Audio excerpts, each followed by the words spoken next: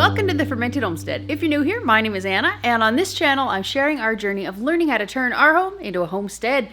Today is day number 9 of Vlogmas. I'm getting ready to make some lunch here. Dinner. It's 3:30, but it's all of my meals. It's breakfast, lunch, and dinner.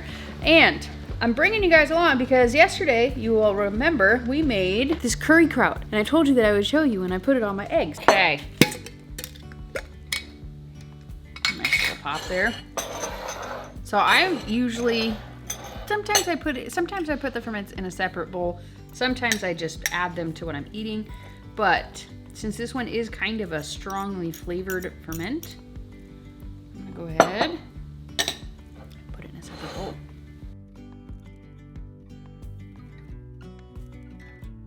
This is a really good breakfast, lunch, dinner blunner. Is it brolunner? I don't know what you call it, but anyways, I call it delicious. Got my milk kefir, my second fermented milk kefir. This one's a little liquidy.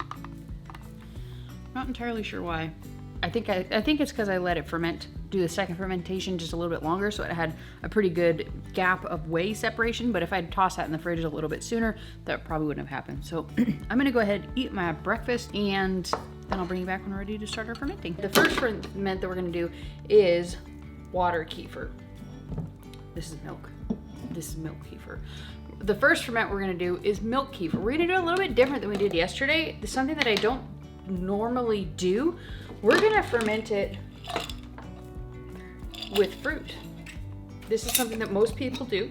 A lot of people do. I just don't tend to do it, but I'm kind of curious what will happen. So I have these really old, these are 2-year-old strawberries.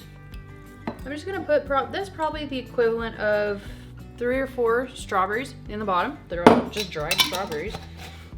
And these are gonna give it a little bit of extra fuel. It'll probably help it to ferment a little quicker, but it'll also give it a nice flavor. So I'm gonna try it. I haven't done it this way in a very long time, but my grains are growing. It's getting thicker. So let's experiment. I have done this before. I did it with orange peels, but I just found I liked it plain. But I also know that it's not gonna ferment as much. You're not gonna get as much bacteria because you're not having as much sugar.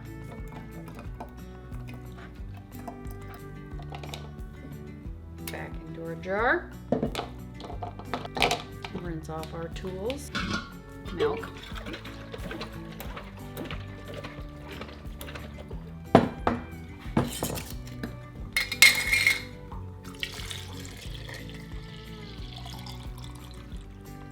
And just so you know, I always use raw milk. This literally came from a cow this morning. I'm trying to be predominantly carnivore, and that is carnivore plus ferments. However, if I can kill 2 birds with 1 stone and have these types of fermented foods, it's the better, because I don't react well with vegetables. My gut is my gut is kind of messed up. I've messed up my gut, I should say. And so I take a little bit of extra TLC, and that is fiber doesn't do well. So these are great, but vegetable ferments are also delicious, and I do consume them, just not as much. So that's why I do so heavy on these types of things. They already got absorbed. They're already floating around in there. So let's get these out of the way and move on to the next one. Milk kefir is a fantastic ferment. It has the highest bacterial count of any fermented food, and it is just wonderful. It is probiotic food. It populates your gut, and it is wonderful. But yogurt is also a fantastic ferment. It has different purposes, different cultures. It is almost like food for bacteria. So like this would be more food for the bacteria that the kefir carry, or whatever other bacteria reside in your gut. Yogurt is fantastic for that. However, it does kind of suck. Unless you can get an heirloom strain of a yogurt, which is available, you're just stuck buying yogurt like every you know, third, fourth, fifth, sixth batch because it gets thin and runny and just doesn't work well. In order to make it raw milk, not heated, it really doesn't thicken up very well. That's been my experience. So I have long been wanting to get a hold of my own heirloom culture, and today I got one. Okay, so this morning, if y'all don't know, every week my friends and I go to a homestead and we buy milk. That is the way that it is legal in this state, and that's how we do it. And we get to go there, we get to fellowship with this lovely family, and the mom was making cheese there and yogurts and all kinds of things with their milk. And we noticed that we started talking to her about her yogurt that she had sitting out on the counter, and she said that this is a raw milk yogurt, and it is one that she has used for, she didn't say how long she'd been using it for, but it's been a very long time. And she continues to harvest off of it. It's not technically yogurt, I guess technically it is clabber, but it works the same way as yogurt. It has local yeasts, local bacteria, local everything. It's used to the local conditions because she harvested it by accident and has just been continuing to propagate it ever since.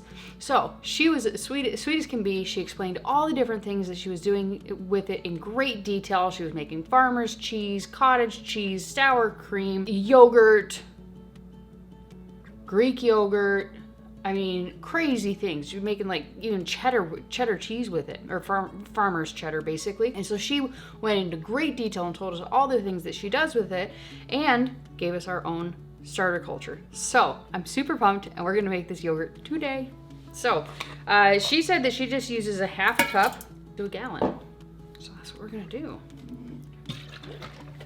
And she actually uses skim milk. She usually uses skim milk only because they like to skim off the cream and use it in other things. They like to make butter, ice cream, cream for their coffee, things like that. But I don't have a cow, so skimming that off is gonna be expensive. So and I like whole milk yogurt. I like having this stuff on the top. I think it's delicious. So we're gonna go ahead and just kind of put this milk in here. Let's give it a stir, whisk it up, make sure it gets nice and incorporated in here. It's just easier to whisk in before you put the whole gallon in. You're more likely to actually break up all the chunks. I'm so excited about this, you have no idea. I've been wanting this for a very long time. I'll probably still order the starter cultures from Cultures for Health. From what I've seen, they have like an heirloom, like a package of a couple different types of heirloom yogurts that work well with raw milk at room temperature. So I'll probably still order those just out of curiosity, but I don't need to because I got this and I'm so excited about it. She was so patient and she explained every little detail, the temperatures, everything. Next time we go and get milk, all of us are actually gonna go and have like a cheese making party, and we're gonna go and make the cheese with the yogurt that she showed us. So I'm really excited about that. So then we just put the lid on it. She said that she lets this set out at room temperature for 36 hours. Which is amazing by me because I love long fermented yogurts. It has a nice tang to it. It ferments out all of the lactose, so you don't have any issues with sugar, especially if you're trying to lose weight. It's really good to ferment out the sugar. It's 2 awesome ferments made 2 different ways. Both of them are carnivore, gut friendly, and going to help further my pursuit of gut health. I hope that you guys enjoyed this day 9 of Vlogmas. Following on even more ferments. We're gonna have more ferments tomorrow. I know it's not super like Christmassy centric, but I'm not doing anything Christmassy. I'm just enjoying the decorations. I'm enjoying the season. After Vlogmas started, I had a couple projects that kind of sprouted up and is taking over a lot of my time. And I'm not great at time management and putting things in sections, like during this time to this time we're doing this, but then like stop and actually live your life. I don't do that very well. So I'm gonna try and do that over the next couple days. Maybe we'll try and get some kind of Christmassy type thing going on. Do need to get some wrapping paper. I want to make some gifts and actually get them out in the mail before it's too late, before it won't get delivered in time. But that's pretty much it. So I hope y'all are enjoying Vlogmas. Thanks for bearing with me. Not doing much of anything to do with Christmas, but we will, I promise. I guess I'm taking a bit of a different approach for Vlogmas and doing more fermenting, which I think is a wonderful route to take, especially for those pursuing gut health and wanting to kind of stay on track during the holidays. That's also important. So if you are enjoying following along on our fermenting Vlogmas, maybe we can call it something else, and it's just gonna be like Fermentmas. That sounded way cooler in my head, Fermentmas. I don't know how I feel about that one. What do you guys think? If y'all are enjoying all of the fermenting videos and following along with me on my gut healing adventures and homestead shenanigans, click this button right here. This is the subscribe button. This is what tells YouTube you want to come back here. Up here is a video that Mr. Google Pants thinks that you're going to enjoy. Down here is my last Vlogmas video, and then up here is my Vlogmas playlist. Check it out for all the awesomeness. Peace out, sauerkraut.